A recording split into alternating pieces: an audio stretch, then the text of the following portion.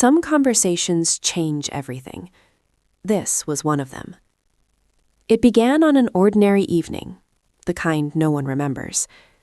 The air was calm, and the house felt familiar and safe. She had come over without warning, not unusual for family, but something about her silence felt different. Her cousin, Daniel, noticed it the moment she stepped inside. She smiled, but it did not reach her eyes. Daniel had known her his entire life. He knew her laughter, her stubborn streak, her habit of avoiding hard talks. That evening, she avoided everyone. She drifted toward the back porch, like she needed space to breathe. The sun was slipping down slowly. The sky glowed soft orange, then faded into gray. Daniel followed a few minutes later, not to pry, just to be there. They stood side by side without speaking. Sometimes silence was easier between them. She finally broke it. Her voice was low, careful, almost unsure. "Can I ask you something?" she said. Daniel nodded. He did not rush her. She took a long breath, then another. "Do you ever feel like your life looks right from the outside?" she asked, "but feels completely wrong on the inside?" The question landed heavier than he expected. He turned to look at her. Her eyes stayed on the yard. She was afraid to meet his gaze. Daniel answered honestly. "Yes," he said, more than once. That was when she exhaled, as if she had been holding that breath for years. She told him she felt stuck. Not trapped, exactly, but paused in a life she never chose. Her days followed a script written by other people. Family expectations, old promises, quiet compromises. Daniel listened. He always had. She spoke about her relationship, not badly, just truthfully. It was stable, predictable, safe. But safe did not feel like enough anymore, and admitting that made her feel ungrateful. She wondered out loud if wanting more made her selfish, if questioning her choices meant she had already failed. Daniel felt something shift inside him. Not judgment, recognition. He had been there once, standing at a crossroad no one else could see. He told her that questioning did not mean breaking everything. Sometimes it meant finally seeing clearly. Her shoulders relaxed just a little. She leaned against the porch railing. She admitted she felt lonely even when she was not alone. That was the hardest part to say. Daniel said nothing for a moment. Then he spoke quietly. "You are allowed to want a life that feels like yours," he said. "You are allowed to ask the hard questions." She looked at him then, really looked at him. Her eyes were glossy but steady, like someone waking up from a long sleep. She asked him if he ever regretted choosing differently, if the fear ever truly went away. Daniel smiled softly. "No," he said.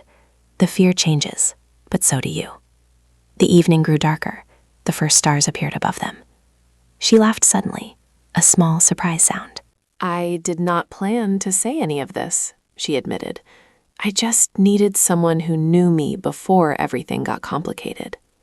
Daniel understood. Family sometimes held the truest mirrors. Inside the house, voices rose and fell. Dinner was almost ready. But out on the porch, time slowed.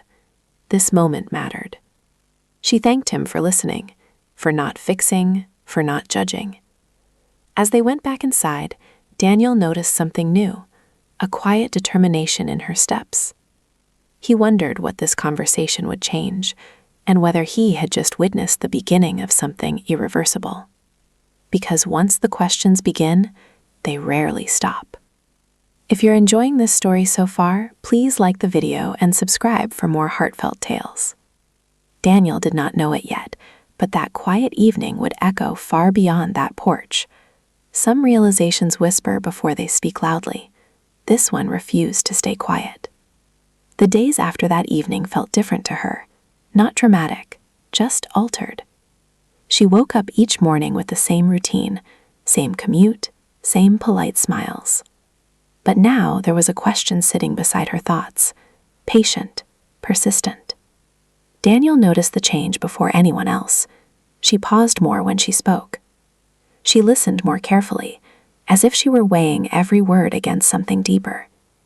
They exchanged messages occasionally, nothing heavy, just check-ins. "How are you really?" Daniel asked one afternoon. She stared at the screen longer than necessary. "Still figuring that out," she finally replied.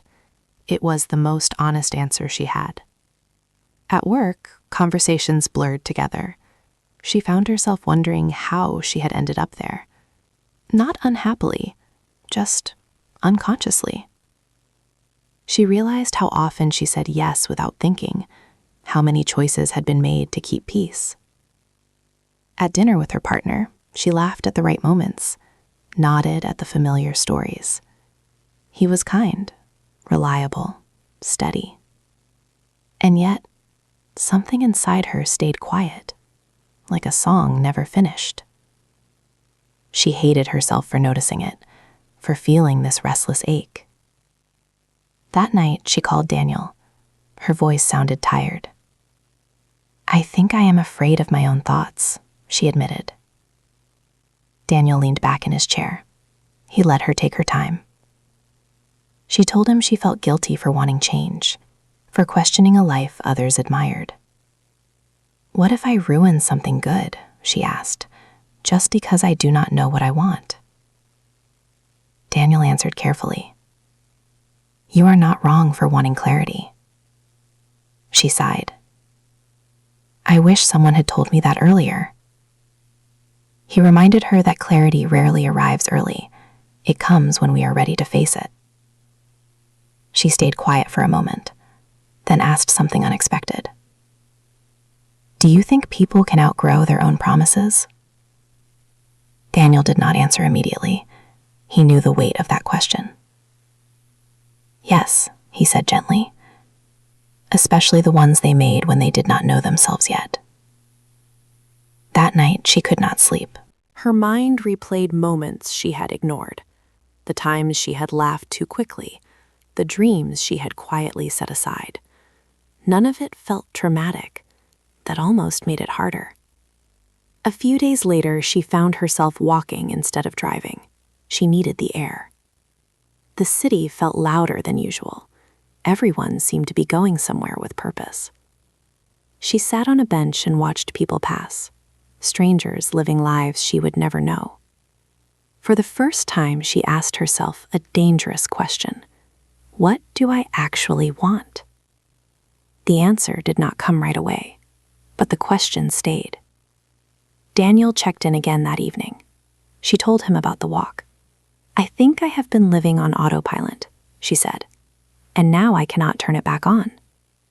He smiled to himself. Awareness had a way of doing that. Her partner noticed the distance soon after. Not anger, concern. "You seem far away lately," he said one night. She did not deny it. She said she was thinking, reevaluating. He looked confused, then worried.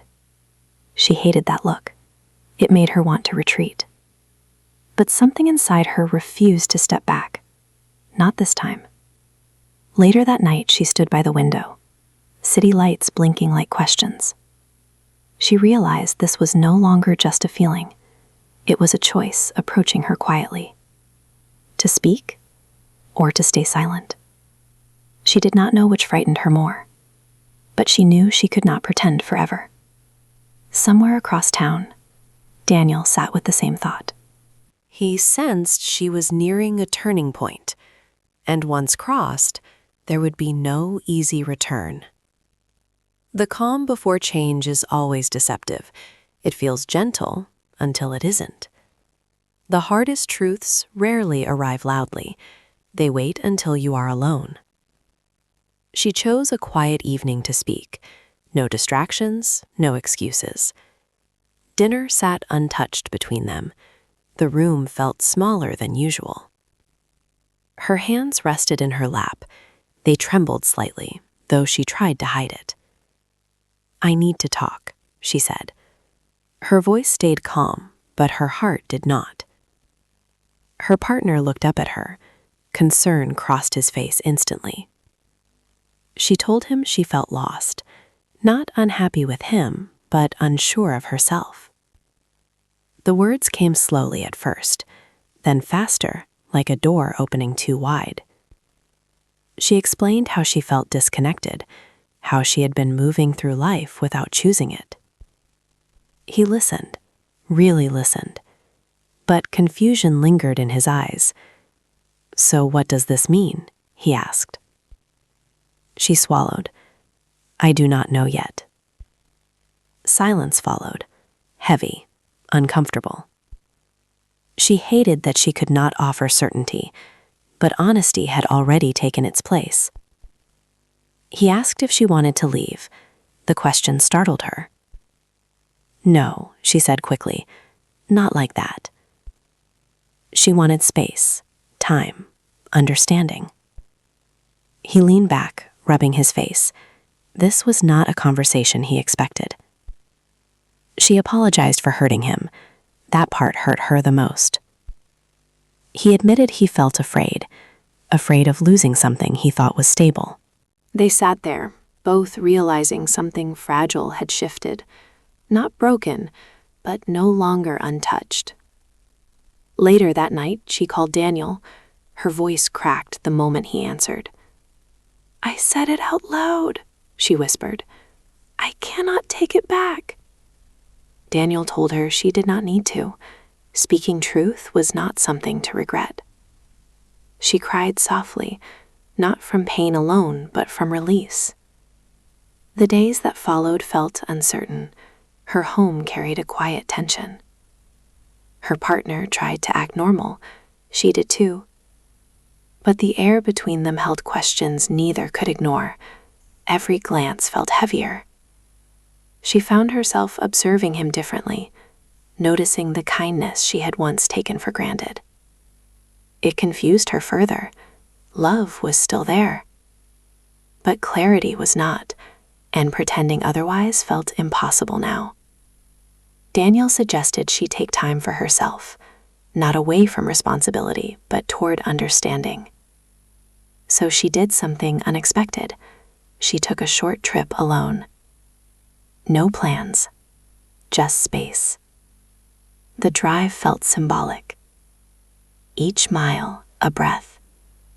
She stayed in a small place by the water, the kind that encouraged silence. Mornings were slow, evenings reflective. She wrote in a notebook she had ignored for years, questions, fears, hopes. Some pages stayed blank. Others filled quickly. She admitted things to herself she had never spoken, not about anyone else, about her. Who she had been, who she was becoming. One afternoon she called Daniel from the shoreline. The wind carried her voice. "I think I have been afraid of disappointing everyone," she said. "And in doing that, I disappointed myself." Daniel told her that realization mattered more than any decision. When she returned home, nothing felt resolved, but something felt grounded. Her partner noticed the change, a quiet steadiness. They talked again, this time more openly. She admitted she did not have answers yet, but she promised honesty. He admitted he needed time too, to adjust, to understand. They agreed on one thing: no more pretending. As she lay in bed that night, staring at the ceiling, she realized the journey had only begun. Because clarity is not a moment, it is a process. And the next step would require more courage than she had ever needed before. Change does not announce itself. It settles in quietly and waits. Life continued, but differently now. Every day carried a little more awareness. She noticed how carefully she chose her words, how honesty had become both freeing and exhausting. Her partner tried. That mattered. He asked questions instead of avoiding them. He listened even when it hurt. Some evenings felt hopeful. Others felt painfully uncertain. They shared memories like fragile glass, handling each one with care. Daniel remained her anchor, not with advice, but with presence. They met for coffee one afternoon. The place buzzed softly around them. She stirred her cup without drinking. He waited. "I am scared," she admitted. "Not of losing someone, Of losing myself again." Daniel nodded. "That fear means you are paying attention." She told him how hard it was to balance truth with kindness, how every choice felt like it carried weight. "What if there is no perfect answer?" she asked. "What if there is only the least painful one?" Daniel leaned forward slightly. "Then choose the one that lets you sleep at night." Those words stayed with her, especially during quiet moments. At home, conversations grew deeper. Less polite, more real. Her partner admitted his own fears of change, of uncertainty. They realized how much they had avoided discomfort before, calling it peace. Now, peace felt different, less polished, more honest. One evening, they went for a walk together. No destination. The streetlights flickered on slowly. Their shadows stretched ahead of them. "I do not want to hold you back," he said quietly. The words surprised them both. She stopped walking, turned toward him. "That is not what this is," she said. "I am trying to figure out how to move forward without losing myself." He looked at her for a long moment, then nodded. "I need to know," he said, "if you still see a future with me." The question felt heavier than any before. She wished the answer came easily. "I see possibilities," she said carefully, "but I cannot promise certainty right now." He accepted that with a slow breath. It hurt, but it was real. That night, she barely slept. Her thoughts circled endlessly. She realized something important. No one else could make this choice for her. Not family, not Daniel, not even the person she loved. It had to be hers. The following week brought an unexpected moment, a family gathering. Laughter filled the room. Familiar stories repeated themselves. Someone commented on how settled her life looked, how lucky she was. She smiled politely, but inside, something tightened. She stepped outside for air. The night felt cool and grounding. Daniel joined her moments later. He did not ask anything. "I think people confuse comfort with happiness," she said. Her voice was steady. Daniel smiled softly. They often do. She realized then how much she had changed, not dramatically, but deeply. She was no longer afraid of asking herself hard questions. That alone felt like progress. Later that night, she and her partner talked again. This time, there was clarity in her voice. "I need to make a choice soon," she said, "for both of us." He nodded, eyes reflecting sadness and respect. "I know." They held hands in silence. No promises, just truth. As days passed, she felt the weight of decision pressing closer. Not urgently, inevitably. She began to understand that growth sometimes requires loss, not of people, but of versions of ourselves. One evening, she stood alone in the living room, surrounded by familiar things. She imagined two futures, neither perfect, neither easy. But one felt honest, and honesty mattered now. She reached for her phone. Daniel's name hovered on the screen. Before she could dial, she paused. This was not a conversation to avoid. She took a breath, steady, intentional, because the next word she spoke would change everything. Some endings do not feel like endings at all. They feel like truth finally spoken. She did not call Daniel that night. She sat with herself instead. The living room was quiet, familiar, heavy with memory. She realized she had spent so much time seeking reassurance, but the answer had already settled inside her. The next morning, light filled the room softly.